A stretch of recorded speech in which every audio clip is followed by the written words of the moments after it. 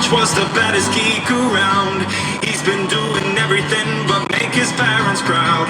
He tried his best to study hard, but still he got too drunk. Won lots of beer pong tournaments, but still he had to flunk. His ex-girlfriend got a girlfriend. His Barbie tried a female Ken, but when the white wall hits the red cup, he's the baddest fucker in the frat club.